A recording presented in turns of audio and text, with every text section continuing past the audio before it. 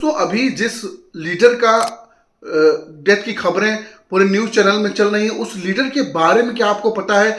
क्या आपको पता है आयतुल्ला अली खामेनेई का क्या जीवन रहा है, क्या उन्होंने किया है?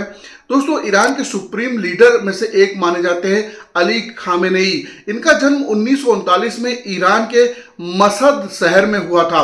28 फरवरी 2006 को अमेरिका और इजराइल के हमले में अभी खामेनेई की मौत की पुष्टि नहीं हुई है, लेकिन अमेरिका भी दावा कर रहा है और इजराइल भी दावा कर रहा है। दोस्तों, 1981 से 1989 तक वो ईरान के राष्ट्रपति रहे हैं और 1962 में वो आयतुल्ला खुरैनी के आंदोलन में शामिल भी हुए थे और खुरैनी की मौत के बाद से ही वो ईरान के सुप्रीम लीडर की कमान संभाल रहे हैं।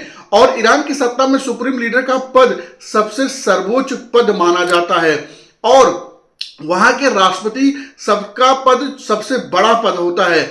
और 1989 में ईरान में इस्लामिया गणराज्य की स्थापना हुई थी, जिसके बाद आयतुल्ला अली खामेनेई पहले सुप्रीम लीडर वहां के बने थे। तो ये जानना सबसे जरूरी, वहां के सबसे पहले वो सुप्रीम लीडर थे, उनका ओहदा सबसे ऊपर होता था। 1989 में खुमैनी की मृत्यु हुई थी और तब से खामेनेई ही सुप्रीम लीडर वहां के हुए। ईरान के संविधान के अनुसार सर्वोच्च नेता ईरान की नीतियां निर्धारित करता है। ये आपको समझने वाली बात है। वहां का जो सर्वोच्च नेता होता है वो वहां की नीतियों का निर्धारण करता है। अपने यहाँ ऐसा नहीं, अपने यहाँ इंडिया में संविधान के अनुसार ही नेता काम करते हैं, लेकिन वहां पे नेता नीतियों का निर्धारण करता है। ईरान की घरेलू और विदेशी नीतियों की दिशा और दशा सुप्रीम लीडर ही वहां का तय करता है।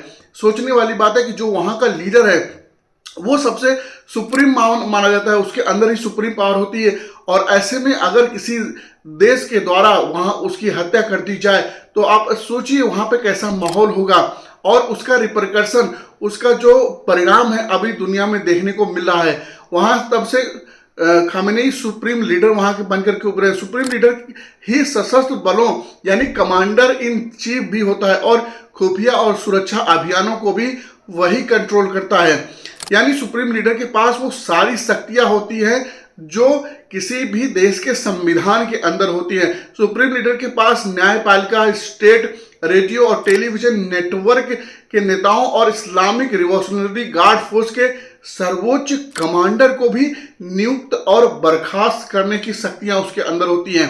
दोस्तों, ये जो अभी युद्ध का माहौल दुनिया में बनने वाला है या बन रहा है, उसके परिणाम जाने और अनजाने में सबको देखने को मिलेंगे अगर ये युद्ध नहीं रुकता है तो। आपकी इस युद्ध पर क्या राय है? क्या ईरान और खामेनेई के मृत्यु के बाद वहां पर क्या परिस्थितियां बनने वाली हैं? क्या उससे विश्व को भी नुकसान होने वाला है? भारत में उसके क्या रिजल्ट होने वाले हैं? कमेंट करके जरूर बताइएगा। मिलते हैं नेक्स्ट वीडियो में, तब तक के लिए नमस्कार।